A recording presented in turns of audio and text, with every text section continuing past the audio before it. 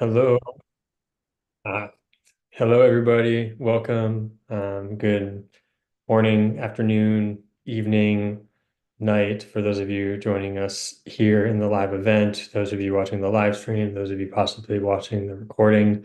Um, it's really awesome to be here with you all, and I'm always so humbled by how many folks show up to this Climate Careers event and sort of raising their hand and saying in some way, shape, or form, I'm curious, interested, committed to orienting and reorienting my career around uh, supporting and protecting and stewarding this planet better. So really grateful. I'm always just really humbled to see all the faces here. And so just as an introduction, my name is Seth. I'm the Director of Learning at Terra. And my presentation I'm going to be taking you through today is called Will This Job Have Impact? And so I'm going to dive in. I want to make sure we've got the most amount of time both for me to share some information with you all, for you all to ask some questions as well, possibly. And so we're going to go from there.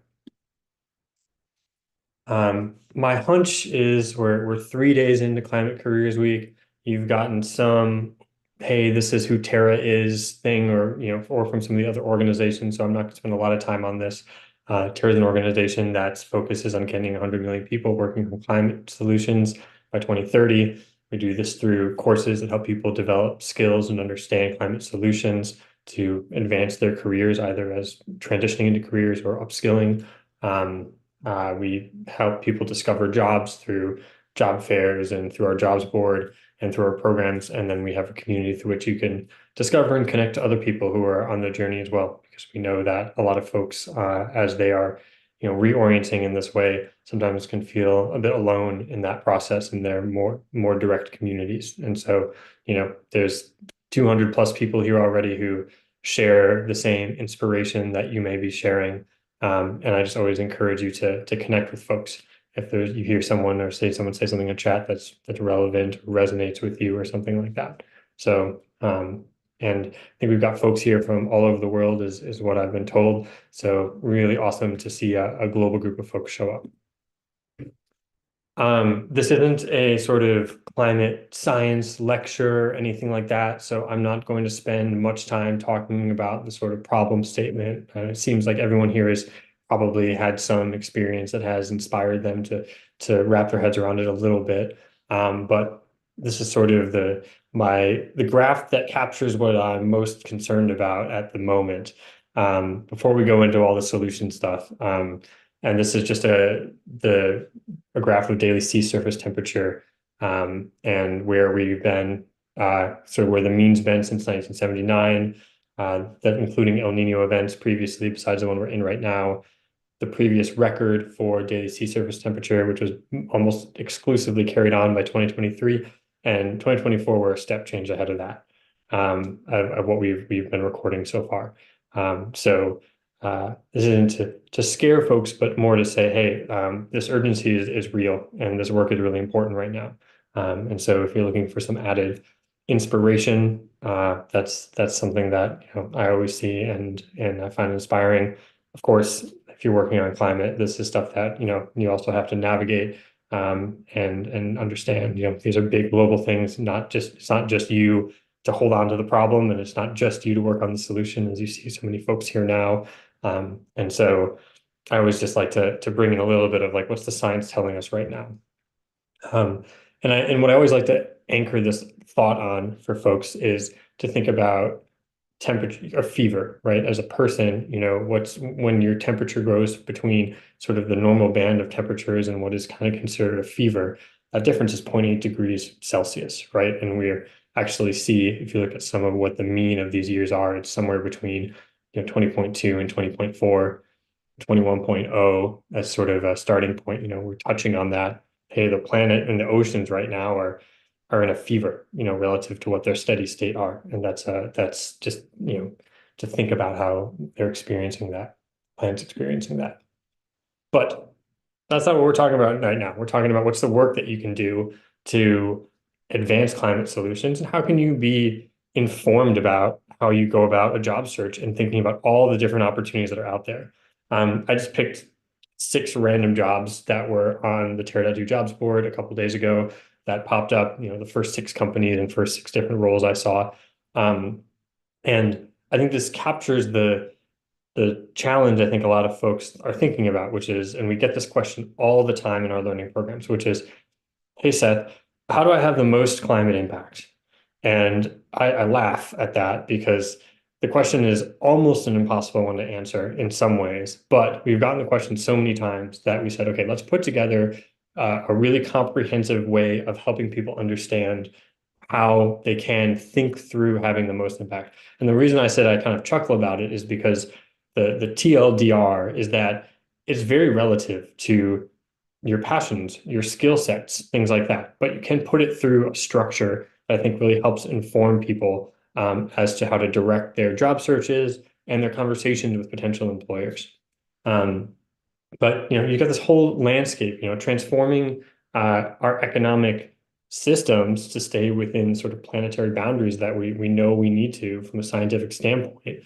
Um, Requires work that's touching all parts of the economy and of the global economy. So that's, we see here's a group of roles that I filled up. One was a solar asset manager for an energy company. One is a manager of co-manufacturing and suppliers quality for a plant-based milk company. One's a carbon consultant working on the built environment, so supporting construction companies and understanding their emissions.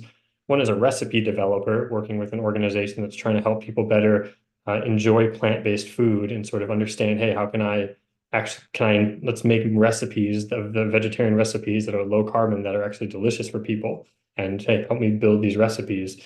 There's an organization that works with governments, the Cadmus Group, to help them think through policy around specifically this role is around resilience. And then an organization that's trying to help, it's a circular economy focused organization that's trying to decrease waste flows. So here's 6 very different jobs, very different sectors, very different roles, very different skills I need.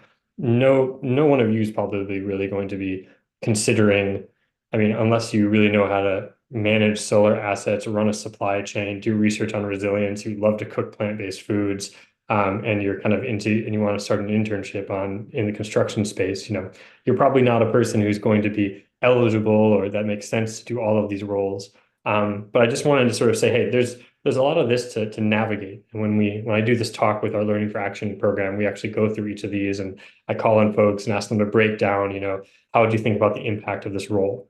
Um, and then we go into what we're going to do next, which is I'm going to kind of talk you through how to think about these.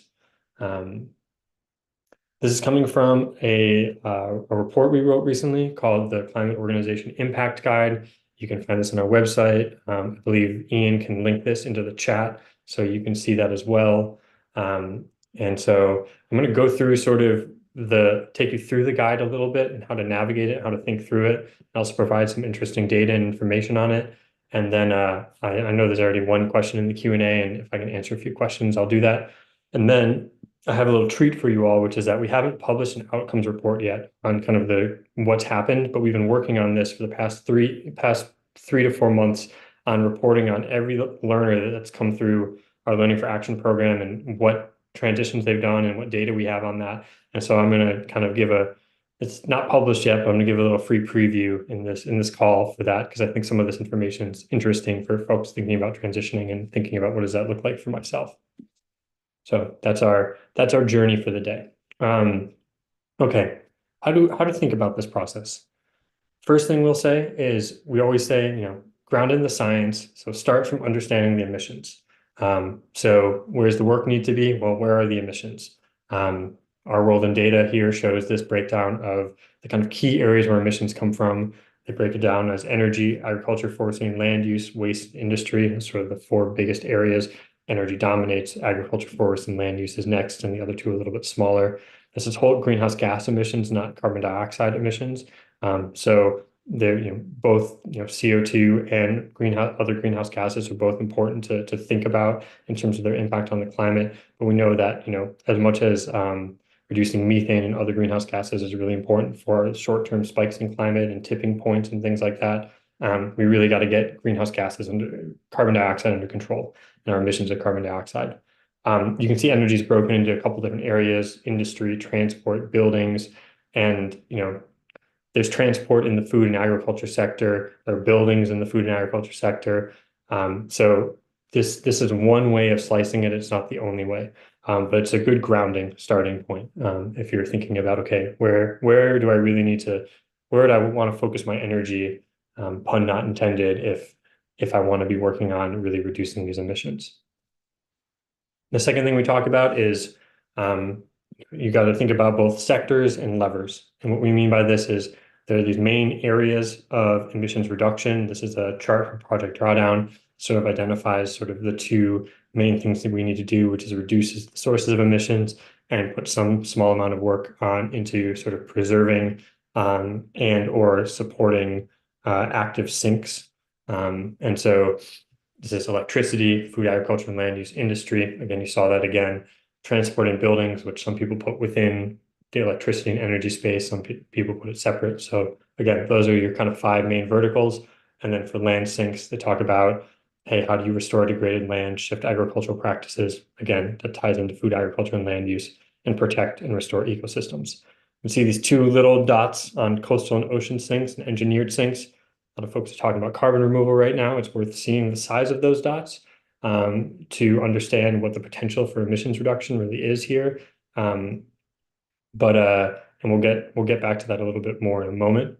Those are sectors. Now there's also levers. And what we mean by levers are you can work at organizations that are really focused on doing these things, or you can work in organizations that are accelerating the work of organizations focused on those things. And what we mean by that, by levers, are policy, finance, communications, education, things where, hey, there's folks to accelerate work done on energy. We need people to understand the energy space so that they can go and do an effective work in the energy space. So, hey, Terra is an educational organization doing that. There's finance organizations that are focused on financing these transitions. You've got government and policy roles, and either in nonprofits, NGOs, or in government that are focused on accelerating some of these solutions. So there's both this sector level and this lever level of it. We'll go into that a little bit more in a moment. And then there's three other key points that I just wanted to highlight as you're thinking through this. And then I'm going to go into the details of how we tier organizations and the way that we think through this. One is what I call discernment and variance. The way that we're structuring these tiers is very much based on how much discernment do you need to bring onto this role, aka what's the likelihood that how much energy do you need to put into understanding what's the work being done, how's the work being done, who's the work being done with, in order to feel confident that the work is going to have a significant impact on emissions reductions. And variance is sort of the other layer to that, which is that as we go down the tiers, the variance of the likelihood of having an impact. So again, whether it might have no impact or even a negative impact or a positive impact tends to grow. So tier one, much lower variance, higher probability of impact. Tier two, high probability of impact, variance is growing. Tier three, big variance, and then it kind of grows from there. So again, I'll go through that in a moment. It's important to remember that there are no silver bullets. This ties back to what I said about people coming to me and being like, what's the one thing I can work on? And it's like, this is an ecosystem of solutions. You need better energy systems in order to decarbonize transport. It's easier to decarbonize transport and energy systems if buildings are more energy efficient. If you do all of those things well, you need less work being done on carbon removal near the end. So these pieces of the puzzle all need to work together. And this is something that in our Learn for Action program, we take people through a simulator called En-ROADS. You can just look that up yourself, but it's a good tool to play around with if you're not familiar with it, to understand, well, how do all these solutions work together when we need to move toward a fully decarbonized future economy. And also, that's again discernment, right? If somebody says, oh, there's a silver bullet, here's an easy solution. If we just do this, if we just plant all these trees, or if you just buy this offset or something like that, be very skeptical in these things. And we'll talk a little bit more about that. And the third thing I'll say is, or the last thing for this, and the third thing is remember justice. And what do I mean by that? What I mean by that is that if we try to deploy all the solutions in the same way that we've been doing everything else, my hunch and our belief is that we're probably not going to land in the place we all want to collectively work to guide our human experience on the planet toward. And so there's a lot of different ways to think about this. This is a graphic from UC Merced's California Center for Climate Justice. But an example of this is I worked at the World Bank for a period of time doing large-scale renewable energy finance projects. And quite often I would see an example of, wow, this huge wind farm that we were going to install has been delayed for, 5 years, which has hundreds of millions of dollars of implications, for both the organizations involved and, it's slowing down the energy transition because nobody thought about this one power line that they were going to lay across an indigenous community. And that significantly derailed the process of it. And if they had just thought of that earlier on and thought about how do we include these folks in the work that we're trying to do, it was very clear to me that it would have been we would have had more renewable energy on the grid faster. And there would have been better work done together to be more inclusive. So it's something to think about at every tier. There's work to be done around how do these solutions also practice some of these key justice principles. And so something to always keep in mind is that that's going to show up anywhere. So let me take you through the tiers. Now, again, this is all kind of explained more in the report. I just want to talk through it with you all here. So tier 1, we call necessary and immediate emissions reductions. And so these are roles that are exclusively and directly focused on so the company focuses only on this. It's not a division of a company or something. The organization is focused on that. Focus on the delivery of demonstrably high impact and essential solutions. What I mean by this is that the science tells us that there's a high impact area. Think back to that image I showed you from Project Drawdown, and is in one of those main solution areas that are really focused on delivering immediate and scalable emissions reductions. We really have a big curve of emissions that we need to bend down, and I'll show a graph that sort of captures that a little bit later. And so, this is the stuff where it's not, oh, this is something that might, if we get this right and then can figure out scaling it up and then distributing it. No, this isn't that. These are solutions that we have that we know work that we just need to accelerate in some way, shape, or form. We need more people working on it in all different parts of the world.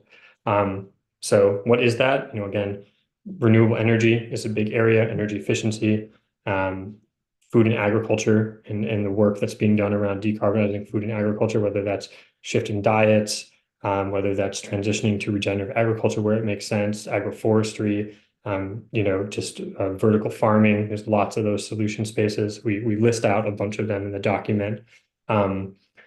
Quick win solutions on non-carbon dioxide greenhouse gases, especially methane. I was recently flying over the oil fields of West Texas and just seeing the methane flares that were going on, huge fires of that, right? And there's a ton of work that can be done right now to just capture it, make sure it's not being leaked. That can have a really positive impact and is a quick win on our emissions and specifically on our temperature. And then the organizations, again, as I was talking about, levers that help accelerate that, whether that's finance, government, or NGOs, and then what we call sort of the tech stack that supports this, right? So it's not just about the folks building the solar panels and the wind turbines, but also the people who are building the models to optimize prediction of when, how much power are we going to need when the sun is going to shine, and do we need to turn stuff off, and how does that whole grid need to work together, and how do we build better, ways that people's houses can plug into this system and all of that, right? So there's a tech stack in a lot of these solution areas as well that sort of can help accelerate it. Technology that helps provide more access to financing or discovery of local, solar and renewable energy providers, things like that. So those types of organizations as well. And again, in the actual report, we give a lot of examples of organizations on that. So I'm not going to do that here, but just want to name that. So that's our tier 1. Tier 2, next stage down, roles and organizations that are exclusively focused on the delivery of potentially high leverage solutions addressing hard to decarbonize areas necessary to reach net zero, but whose achievable impact is unknown. It's a long sentence, so I'll break that down a little bit. So again, exclusively focused, not a division of another organization where there might be competing priorities for resources and things like that, but they're focused on that. Um, Potentially high leverage solutions in addressing hard to decarbonize areas. So these are things that we know we're going to need to decarbonize. We know that by figuring out how to decarbonize them, we're going to have a lot of positive impact. And we know that we're going to have to decarbonize those areas if we're going to get to net zero emissions. But whose achievable impact is unknown. And what I mean by that is a lot of the modeling around these solution areas, there's a lot higher variance on what's the actual potential impact of solving this. So we know we need to do it, but if I was to have 100 people in front of me, or who's here, how many are here now? 285. If all of you just ran into working on this and you were all the sort of units of work in climate, we would be in a rough spot because we would just continue to see emissions go up. And again, I'll show a graph in a little bit that captures this. So this is, direct air capture, carbon capture work, sustainable fuels for aviation, green, like low carbon cement and steel, and other sort of deep tech solutions out there. So what the work that you see happening in around materials and things like that in national labs. And so that's another sort of area. And again, we give examples of organizations that are doing this. Do we need people working on these things? Absolutely. If you feel really called to it, it's a space where we need people to work. Because luckily, we don't just have the 285 of us. But it's important to understand that we have this as a tier below for a reason. And it's really because of the variance of meaningful impact relative to some of the things that we could do right now. But maybe your skill set's perfect for one of those organizations, right? So worth exploring if there's a fit. Tier 3 is what we call impact with an asterisk. What we mean by that is this type of work, the impact that you're going to have on meaningfully helping emissions go down really depends on the organization that you're working at or the organizations that you're working with. So there's a really high potential in some of these organizations to be really meaningful and impactful. But again, it really hinges on the sincerity of commitment of the organization. So I talked about that principle of discernment, and this is where that principle of discernment like really comes in strong. There's both some sectors and some roles that fall into this, so I'll talk about each of them. Sectors, we really talk about carbon measurement as a big area of this, nature-based solutions as a big area of this, and sort of utilities as a big area of this. And I'll talk a little bit as to why all three of those are there, right? You've got some utilities that are just total laggards on climate action. And you've got some utilities that are just, going ahead of what's being legislated for them because they see the value in it, or they think there's a commercial opportunity, but they know it's the right thing to do, right? You can't just go, if you go get a job in, a renewable energy integration role at a utility, that might be a miserable job or it might be an amazing job, right? And so how do you figure out what that's going to be, right? And that's something you might want to discern before you accept the role.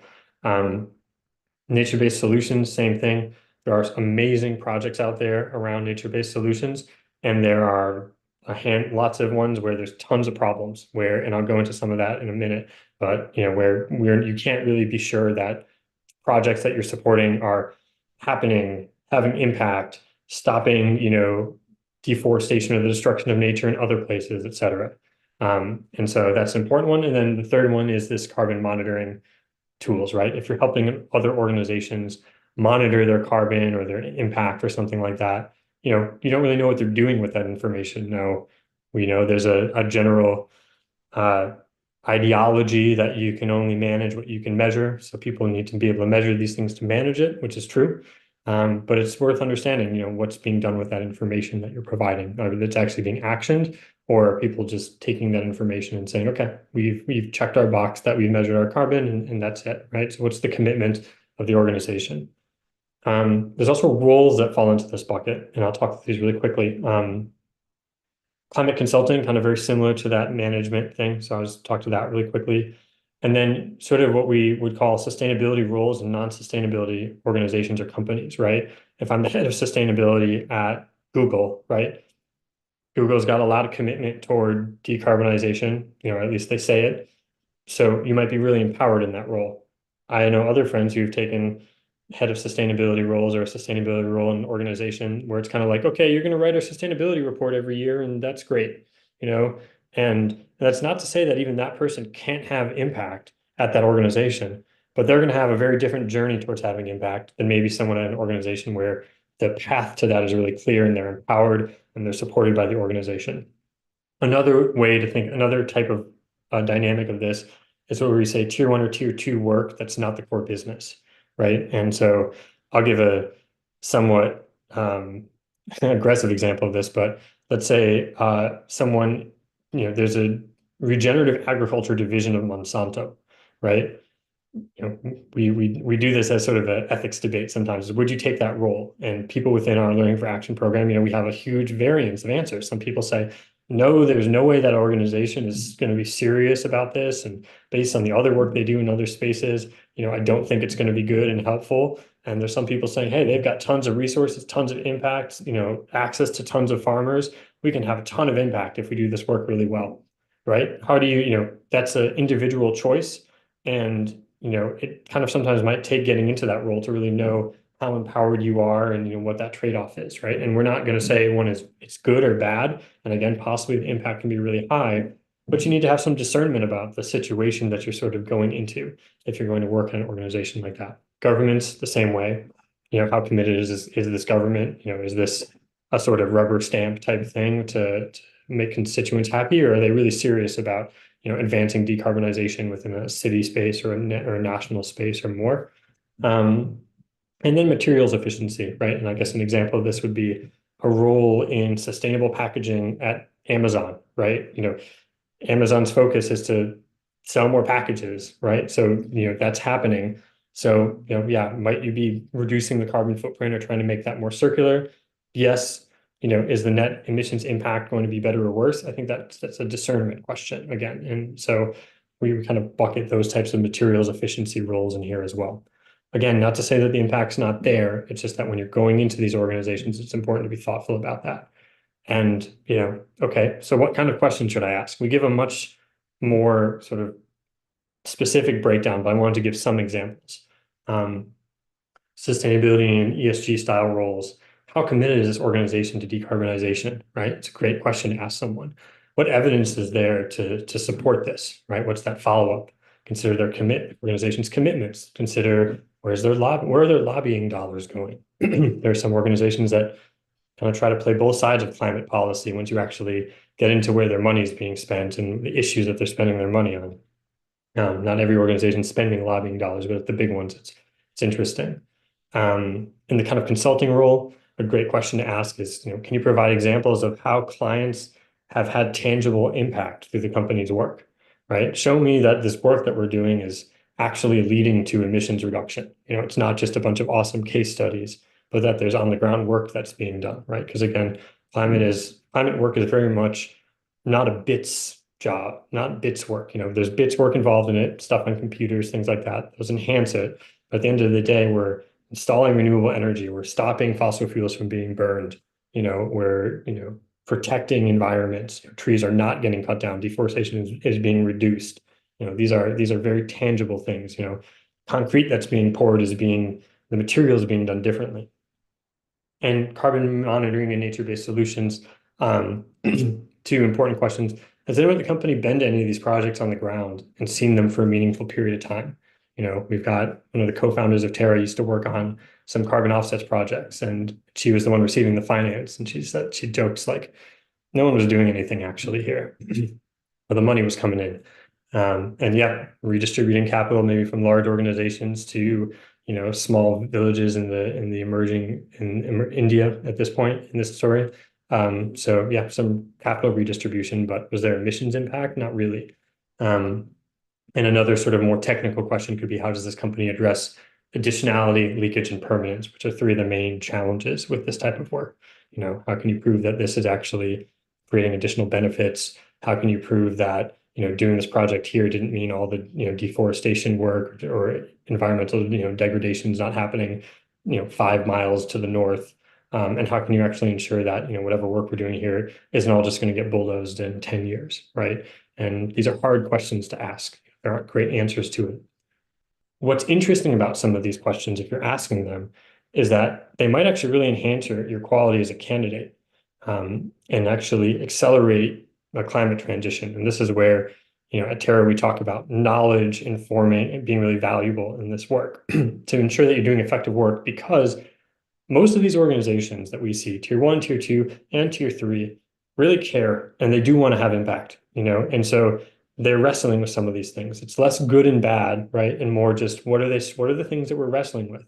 So I just threw this quote in from Learning for Action fellow from our program, who said this was the fastest recruiting experience of my life. I was able to keep up with the interviews and jump right in on a conversation about the challenges of carbon markets, greenwashing, and soil carbon work. Articulating the risks of hitching the company's success on these metrics and listening to the CEO's vision of the actual work to be done helped me establish trust quickly and evaluate whether this is a place with real mitigation and agricultural benefit.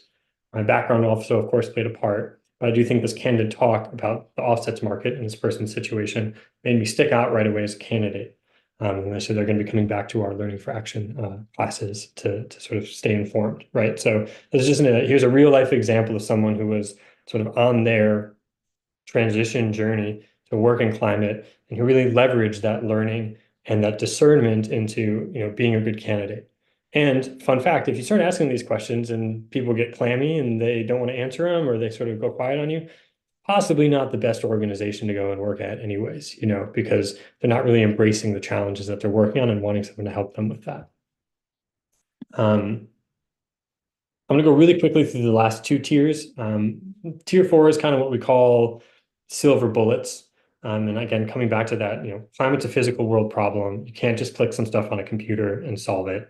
And so be really skeptical of solutions that say, hey, if we just do this, everything's going to work out.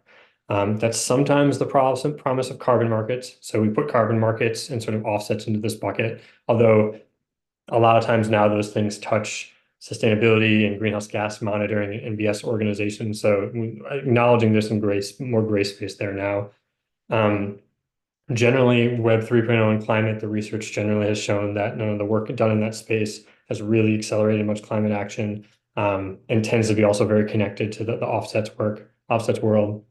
ESG investing, so not ESG roles in organizations. That's about sort of advancing environmental work. But as of now, most of the research and the sort of insider feedback from folks in the ESG investing space is that this isn't actually leading to meaningful emissions reduction on the ground. It's just leading to mainly banks just getting a little bit more money. Now, there are some small nuances to that. And investing that's maybe just focused on E, is different. But when it's E, S, and G, that's generally what we found, especially because most of these funds focus on sort of social and governance. Bioenergy falls into this category, mainly because we just don't have enough biomatter to meaningfully scale biofuels for energy in any way, shape, or form. So there's a huge land use problem with this solution. It does have a space in certain areas and with certain fuels and things like that. So it's a valuable local solution, but not on a scalable level to meaningfully impact emissions is what we see from the science. And finally, nuclear fusion. Some folks talk about this being a big solution area. I remember writing a paper about the promises of nuclear fusion when I was an undergrad, and that was like 15 years ago. And basically what I'm reading is saying generally the same things now.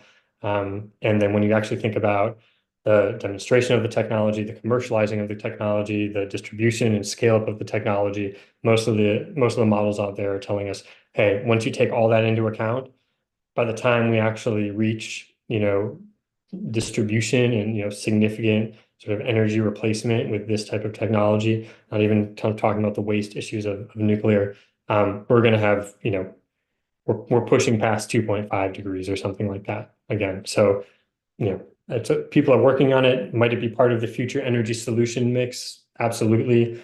Is it going to have a meaningful impact on emissions reductions in the near term? Definitely not. And it's definitely not a silver bullet solution. In tier five, we have oil and gas companies. I have an asterisk on this because I think it's very different. There's a nuance to this. I'm going to talk about that in a minute, but we've just generally seen across the board, based on consistent behavior, that regardless of what they're saying, outside of a sort of Dawn Orsted transition where an oil and gas company goes 100% into renewable energy over a period of time, and it's really clear that transition has happened. We just don't see these roles and work in these organizations moving the needle.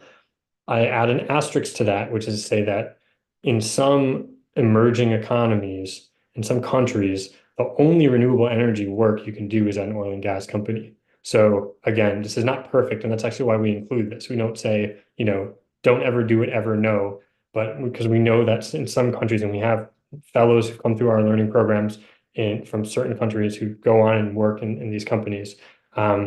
It's more because it's the only work to do there, right? And it's a very different economic structure. But when you're kind of looking at some of the major oil and gas companies, especially in the global north, we say the evidence from everyone we've seen who's gone to work in them, and the research shows, what the research shows is that impact is very, very small.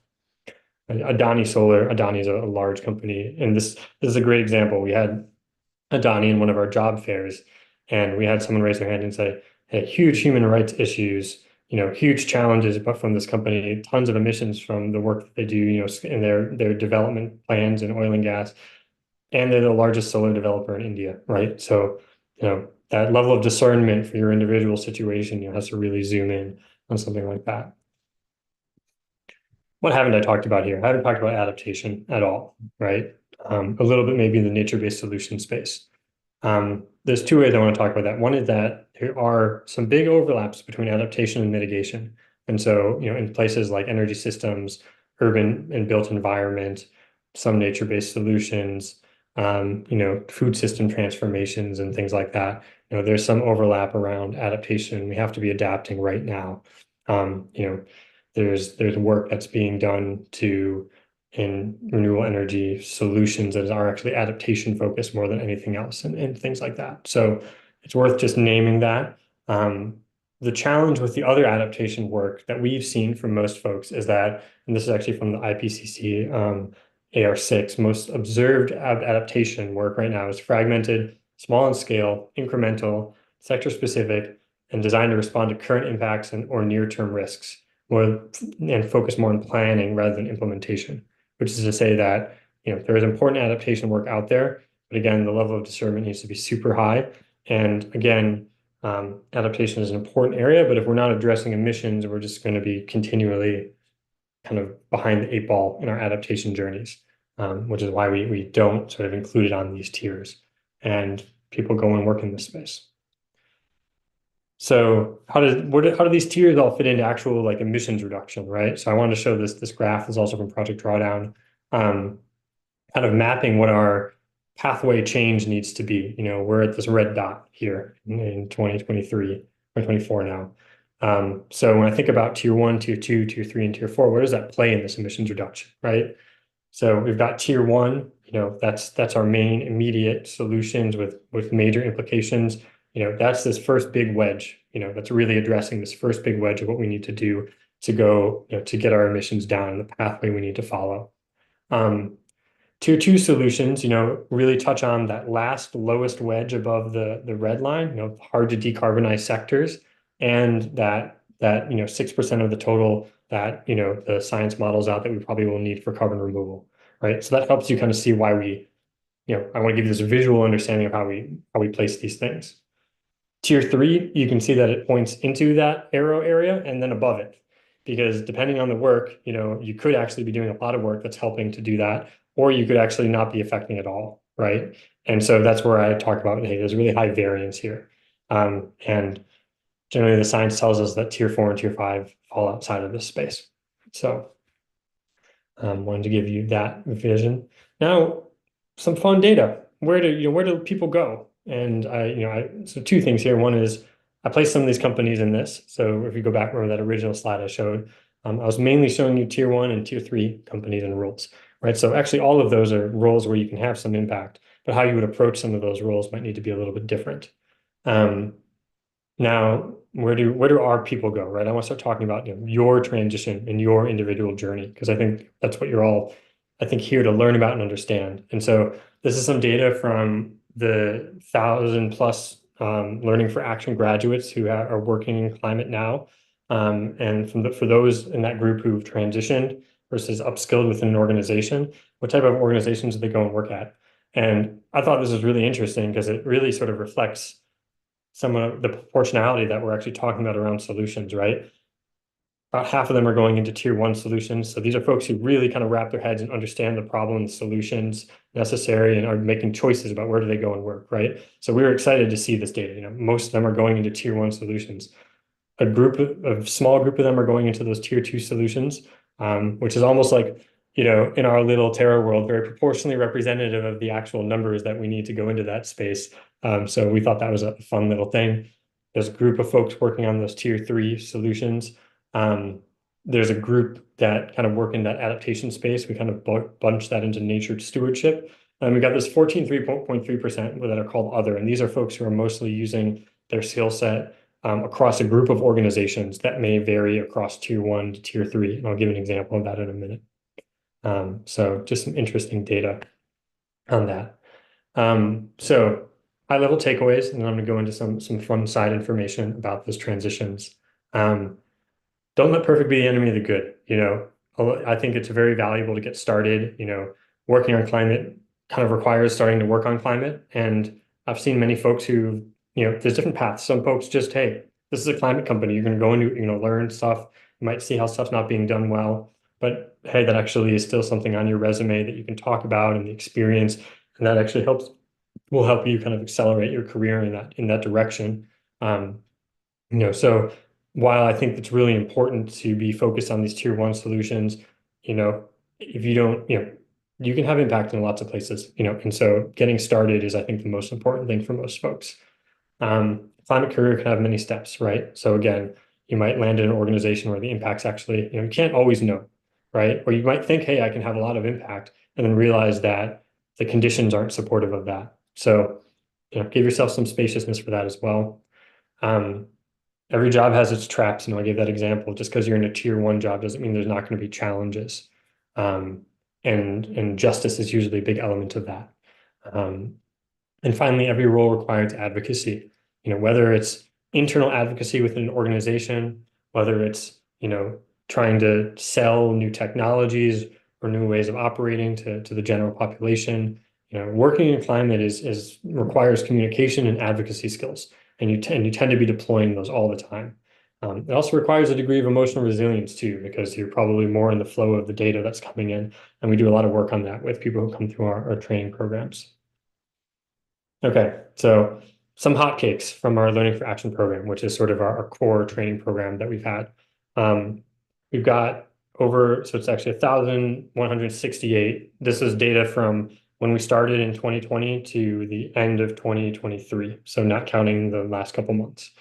We've got about 1,150, a little more than that, graduates who are actively working on climate solutions right now. There's about 730 of those who transitioned into climate, and about 438 who we consider as upskillers. So these are people who just got a job, and I'll give some examples of this, but they just got a job, but they need to know more about climate to be more effective in their job. And so they want to be able to make sure that their job is they're working on meaningful solutions. So those folks come through our programs as well. There's a group that we call fast transitioners, and that quote that I shared earlier from a learner is one of those. We see about 20% of transitioners, so 1 in every 5 who come through our program, actually succeed in transitioning within 3 months of graduation. So it's pretty fast pace for about one out of 5 of them. And then what we see is that number grows and grows. And when we look at our older cohorts who've been around for a year or so, a year plus, it starts to get up to 50 to 60 to 70%, and it's almost linear. And a lot of that, what we realize is because there's a lot of different transition journeys that are very specific and individual for people, no different than career transitions in other ways. Now, I'm going to go into some examples of that in a minute. And we've seen equal transition success from the people who come through our learning programs in the global north and global south. So, the same proportion of people who are getting jobs in climate in the global north and in the global south are seeing equal levels of success, which is something we're really happy to see, and equal amongst men and women. So there's some good gender as well. We have some data, but it's a very small data set on individuals who identify with they, them pronouns. We don't report that because it's not a big enough data set yet for us to be able to say this is meaningful or is telling us something. It's a little bit lower than the transition success rates amongst people with he, him, and she, her pronouns as their sort of main pronouns they identify with. But happy to, we don't have enough data yet to say that we can make any conclusions on that. Why do some transitions take time? And I think this is an important thing to think about. And I'm just going to read through some of these because I think they capture it. Woot woot. In my last assignment with Terra, I wrote about wanting to start a climate tech accelerator after graduating. I got a job at Techstars. So this is an accelerator company that's not mainly focused on climate, to get accelerator experience. And now the second job I got, and this is about a year and a half later, is as the director of a climate tech accelerator. Right. So that's a two kind of stage process for someone to make this very intentional transition that they identified as what they wanted to do.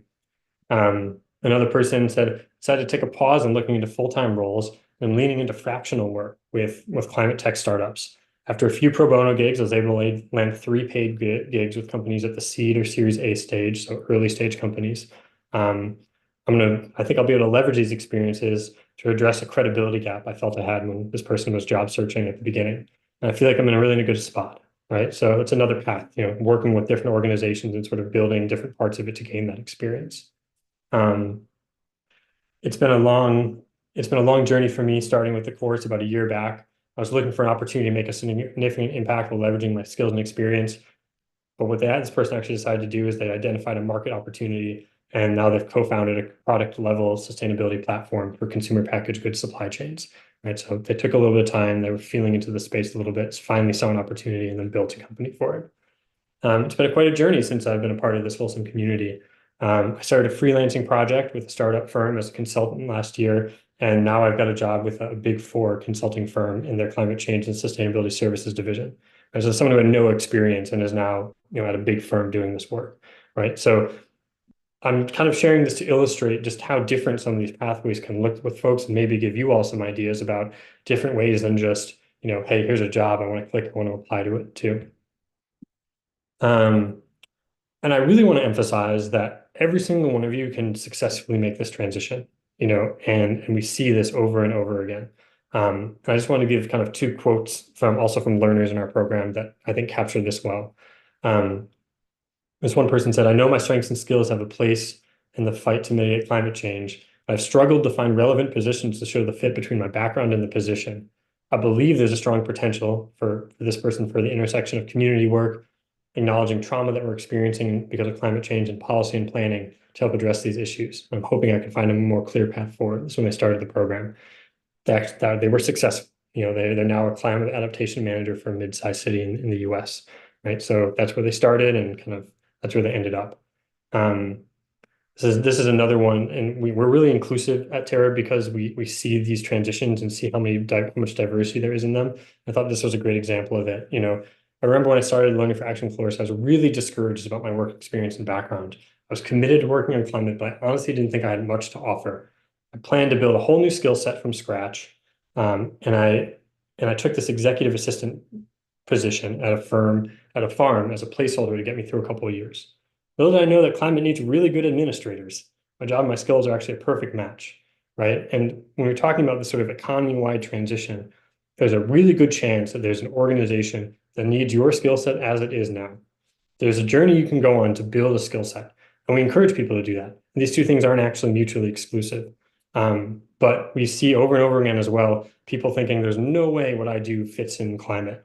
And then discovering that there's a place for what they do at an organization accelerating climate solutions, especially in the tier 1, tier 2, and tier 3 space.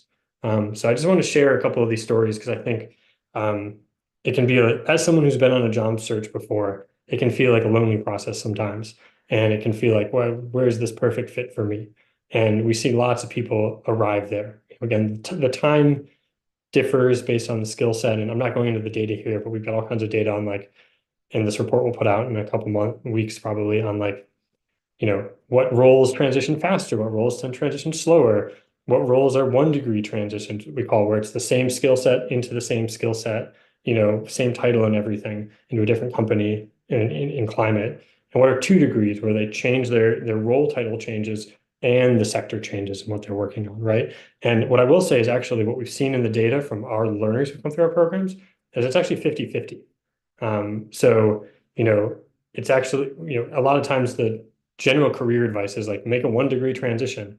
What we've actually discovered in climate is that there's an equal number, and in fact, a little bit more of the 2 degree transitions than the 1 degree transitions. So don't be afraid to reinvent yourself as well. If it doesn't feel like that 1 degree transition is what you want to do or you're struggling with it, because we see that as a successful and effective path for people to transition as well. And I've talked about it a little bit, but if you want more structure, if you want more sort of to wrap your head around how to do this, come into our Learning for Action program. I was an instructor for this program for a couple cohorts. It's a really special experience for people who want to, reorient. You'll find a community, you'll find the knowledge you need, you'll find a lot of support on your job search. There's tons of other organizations that are part of this Careers Week that I think will also all complement and assist you.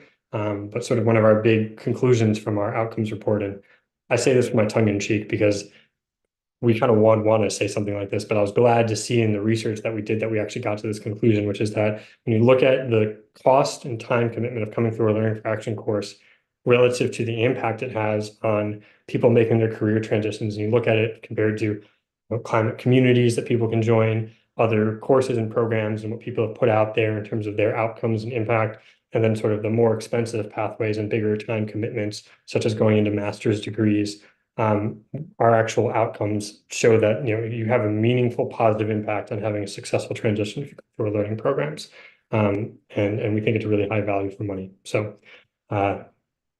obviously, it's going to sound biased coming from me to say that, but I'm going to say it. I'm just going to say it anyways because that's what our data showed us, and that was cool.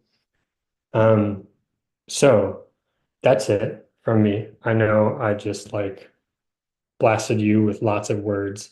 I'm a Gemini, is what I do.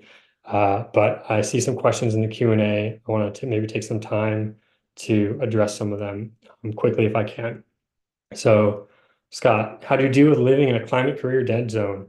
I have lived in a climate career dead zone. It is not fun. I would say there's two ways that you can address it. One is this is something that I didn't really get to experience as much when I did this, but we have remote work, right? And so there's space for remote work to be done. So I think that's one step, one opportunity. Two is there's actually no such thing, in my opinion, as a climate career dead zone, because if you live somewhere that has power, and most humans need power, you have a utility that's nearby that's doing some work and providing power. And there's jobs at that utility, and so there is an opportunity. It might be a tier 3 organization. You might need to do a lot of advocacy work, but there's work there. And if you live somewhere where humans are organizing, there's a government, and that government needs to do work on climate and adaptation. So I don't actually think that I know what it's like to feel like you're in a climate career dead zone, and there's always opportunities. And again, I think it really defines what does your career evolution path look like, right? So, maybe you need to do a little bit more volunteering, maybe you need to get more involved in the community first, maybe while you're looking for remote roles and, kind of package it that way. Can you speak more to the justice element and how it can integrate into all jobs, please? Examples are always great. It's always worthwhile to think about for whom are you providing solutions. I don't really want to go into like listing a lot of things, but it's a question that we navigate at Terra all the time. And I'll give you a great example of how this plays in our world. Terra offers scholarships to people from all sorts of diverse backgrounds all over the world, right? And so we know that that's an important element because it enhances the learning experience of people who come through our programs to be able to hear from people who've experienced environmental injustice, who grew up, in right next door to a power plant and know what that impact, a coal plant, and what that impact on their family was from a health standpoint, from people who are in a completely different country that are feeling the impacts of climate change right away, right? It just informs people's learning experience more. And so we work hard to make sure that we maintain a diversity within our program because we know it enhances the learning experience. Even if, if we were to look at like a revenue opportunity, it would say, hey, we shouldn't do scholarships, let's just get, the most, let's really target, people in the Bay Area who want to pay a bunch of money to transition a job, right? And there are some companies that do that, right? There's a business model, right? What's a better model? I'm not going to say one is better or another, but I feel like we're advancing impact really effectively because we're doing that, right? And that becomes a choice, in how you do the work. And you can always integrate justice. You can always do more work to bring learning and do work that benefits people from different backgrounds. What are your thoughts about conservation advocacy organizations against deep sea mining that have economic social impact? How would you rate them? Oftentimes, it's important from an environmental justice perspective. It's not always clear on their impact compared to renewable energy. Policy really matters. One big policy change can massively impact, how whole or, human organizations do things. And so we put policy and advocacy. I think if you remember, Yaris, that, and I hope I'm pronouncing your name right, that, that's a tier one solution area because, leveraging those changes, makes organizations, makes governments have to look towards different solutions, right? And so personally, I think advocacy is very, very highly impactful. A lot of on the ground work that you don't see the sort of like marginal evolution of it, the same way it's like, okay, this is another megawatt of renewable energy on the grid, but the macro transitions can be really big. Getting a policy like the IRA passed in the US and all the work that was done to do that. So I think it goes hand in hand. And those are two perfect examples of two things that we would say, don't compare one against the other. Identify what are you more called at toward, because we see major impacts in both of those. I'm not going to answer this question from Justine about the SEC rule on ESG investments, because proposed SEC rule is not a real SEC rule. And when there's a real SEC rule out there that I read, I will answer that question, but that's my personal feeling on that. Rachel, you asked a question about recapping exactly what's in tier one. Go to the job board page, or sorry, go to the report. I think Ian linked it in the chat. Maybe someone can throw it in there again, or can just answer to it. But I would say just go and look there. You'll have it as a resource to look at all the time. Would love to find a place where I can sit on a committee or board where I can look for my dream career in climate. Where can I look for such opportunities? The internet is a big place. Find what you're passionate about. Start to talk to, or here's a hint that I just want to give all of you because I think it's really important. People in the climate workspace are more giving than I found in any other work environment that I've been in. And I think the reason for that is because we all know that we need to 100x plus the number of people who are doing this work right now. So I think there are more people who are invested in your success in making this transition and finding the right place for your skills than there are in most other sectors.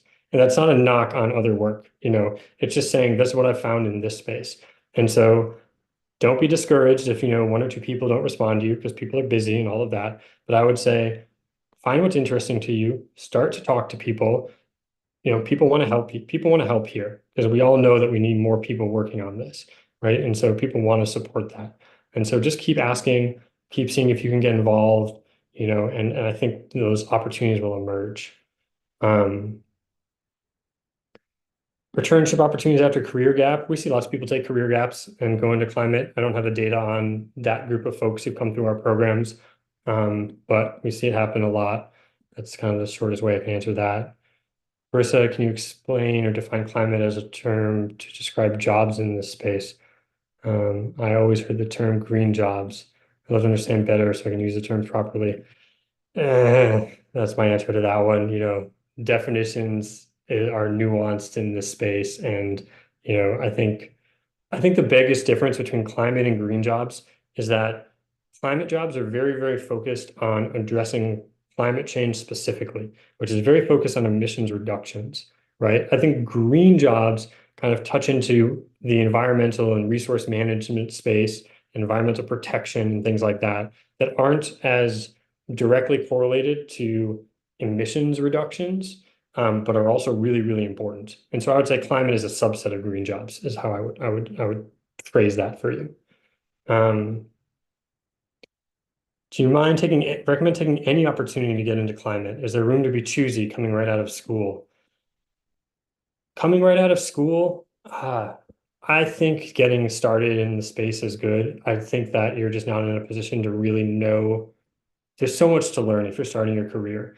And honestly, for young folks, it's not on you to solve this. There's a lot of us who've got a lot more skills that we've developed over our years to do it. Not that I don't think there's tons of awesome work that young people can do. So if you want to be, I came out of undergrad like super super focused on wanting to have impact.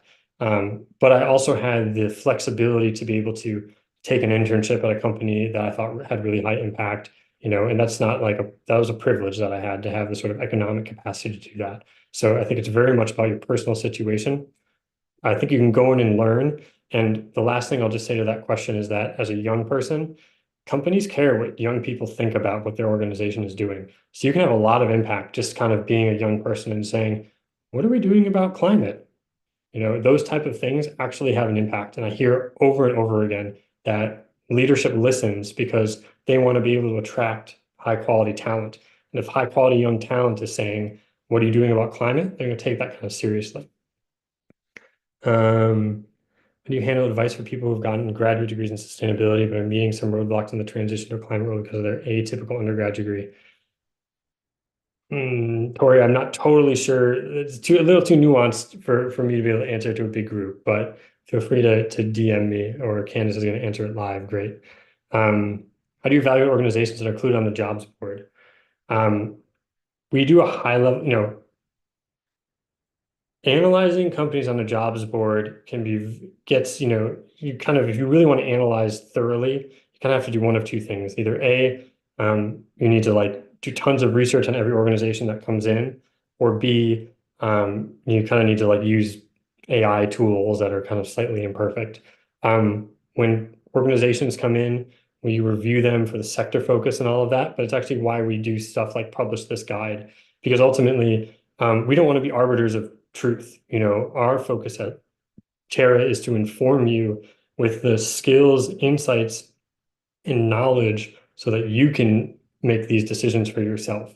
We don't want to be that arbiter. We want to give you some guidelines and guidance to do it, but we don't want to, we don't want to say like good, bad, because there's so many layers to good, bad, and lots of different people have different opinions on what good, bad is, right? So we want to help you just design your own spectrum of how you do that, and then design your own process of getting that information. And again, the report gives you a lot more details on how to think through these things. Sasha, was it tier 3 that included nature-based solutions? Yes. If you go into the report, we actually do a double click on nature-based solutions where we really take you through like why we placed it there. So I think that would be a helpful thing to look at. Let's see here. Any tips for people who are just starting out on their career more generally? I think I said that already a little bit for Luke. So I'm going to let that one be.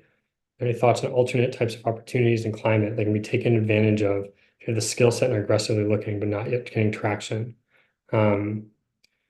Yeah, so this is a great question. Like, getting a climate job sits within the broader context of the economy, right? And we've got generally high inflation rates or high interest rates. And high interest rates just mean that every company is just a little bit more squeezed. Now, what I will say is that because of at least the IRA in the US, some policy in the EU, and just some general agreements amongst organizations, there is still capital flowing into kind of climate jobs. And so there's still more opportunities opening than closing, though again, there is some contraction just in the overall marketplace. The best thing to do if you're trying to, wait out the time is again, like build more relationships, continue to network, find volunteering opportunities, build that resume showing that, you're consistently demonstrating that interest, and I think those are some of the main ways to go. Where does consumer awareness and education and lifestyles and retail fit into the impact tiers? Yeah, so we're not talking about personal impact here, right? Different people are going to give you a different answer about this. So I'll give you my personal opinion, which is I think that personal climate impact is a discovery journey as an individual that I think can guide you towards living a richer personal life. A health, and by richer, I often mean healthier. From an impact standpoint, when we think about what can you actually do to really have impact, I would say there's maybe three main things. One is vote. Vote and get involved in advocacy. I think is really important. Collective action matters here, whether that's to a congressperson or something else, someone else. Another thing for your voice, if you're employed, especially if you're in the US, but anywhere that you have sort of any retirement savings that are being built up by your employer, that's your money. So your employer is actually required to listen to you about where your money goes in retirement, your retirement money goes. So you can actually redirect that money towards lower carbon investments. And that is that's your money, and you can legally ask a company to provide a low carbon option for your retirement investments. That can have a really big impact. Um, the third thing I'll say, we've got a few folks who are teachers and instructors at our Learning for Action program who are directors of sustainability, and I'm quoting them on this, which is to say, they listen if you write to them and tell them that you care. Companies listen if you care about the impact of their products. It might not be every company, but a lot of companies are listening. And again, that voice matters. So, hey, I'm concerned. I want to understand. I worked in the US Senate at a period of time, and I was the person who got all the letters that some of you maybe wrote at some point when you were mad about something or cared about something. And those processes influence people. It's slow, but it is meaningful, and people do listen and read and communicate about it. So you have impact there. And that impact gets a lot bigger the more local you get, right? Most people can really, again, country dependent, but you can really impact local policy in some ways. Um, yes, I got to the last question. Katya, I'm currently attempting to transition from academia to the climate industry. Direct industry experience having significant hurdle in securing interviews. Can you give advice for those folks? My advice is to identify people with your same background who are working in, and this is actually for anyone who's thinking about these transitions. Identify people with your background and talk to them about what worked for them and how they navigated this transition. Again, people I think in climate are very giving. If you are struggling to identify those people, I can just off the top of my head think of like 10 people, 15 people who've come through the Learning for Action program who've gone through that process. So, join the program, find the people in the network, go through that process, go through that space of that networking thing. But that's what I would say is, join climate communities, identify people who have similar backgrounds to you, find people locally, and just involve people in your problem solving, right? We are humans. We are, naturally sort of evolved to work together. In climate, people want to help people. And so just asking for help and sort of recruiting people into, don't ask them to solve your problems. Most people don't like that. But, if you need help thinking through something or want some advice, I think people are very often willing to give that and get invested in it. And, when I was a co-founder of a climate tech startup about 5 or 6 years ago, I got this piece of advice that has always sat with me from someone who we were fundraising from. And he said, if you want money, ask for advice.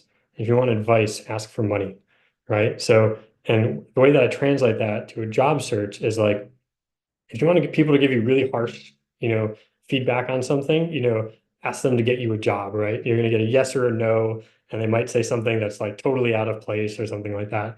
But if you actually want to build a relationship, that might lead to an opportunity at some point. And our friends at Climate People say, hey, 70% of the jobs in climate aren't posted anywhere, right? That's a huge number. It's a huge number, right?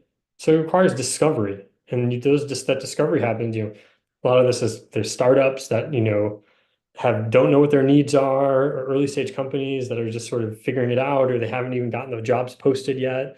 And so building relationships with organizations that you care about or are interested in, building relationships with people and just wanting to discover and learn about them and those things, it may not feel like it's the fastest process, but it might be the most efficient process to get you to the destination that you want to arrive at. So, um, if Moshe has never made a job board, how can we find them? Yeah, so that's what it is.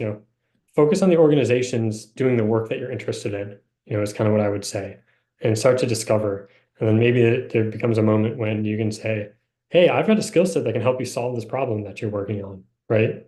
And then or, "Hey, do you need someone that just do this or something?" And maybe it starts as a small side contract or side hustle or something with whatever else you're doing, and maybe you just slide right in. I've seen all of those paths happen. Okay, I sprinted through that. I think that that's a good time for me to just wrap up. I know we're a little bit over time, so thank you all for coming along for the ride and the about 60% of you who made it through this last 10 minutes. I hope you all have a really awesome rest of Climate Career Week. If you're curious about learning for action, come and join us. So it's really worth it. I really would say that. And again, this is not, I work at Terra because I think learning for action is worth it. And because of the transformations and journeys I've seen people go through going through the learning for action program who've wanted to reorient their world and careers towards working on climate. So take that as whatever invitation you want to take that as. Our other skills sprints also can be really helpful if you're trying to upskill, connect with people. We all want to see you be really successful. So thank you all for your time. Thank you for your commitment to wanting to do this work. We need all of you. We need way more of you than are just here. So, bring a friend too. And so with that, I'll just leave you all. Have a very wonderful rest of Climate Careers Week. Have a very wonderful rest of your days, however long it is. And probably for most of you who I might never see again, have a really wonderful rest of your lives. They're pretty magic. They can be pretty magical experiences being in a body right now. And it's a really valuable time. We can have a really big impact on taking care of this planet. And that's a really special opportunity that we all have in this kind of day and age to get involved in, especially when there's a lot of noise going on with other stuff shaken as well. So yeah, thank you so much.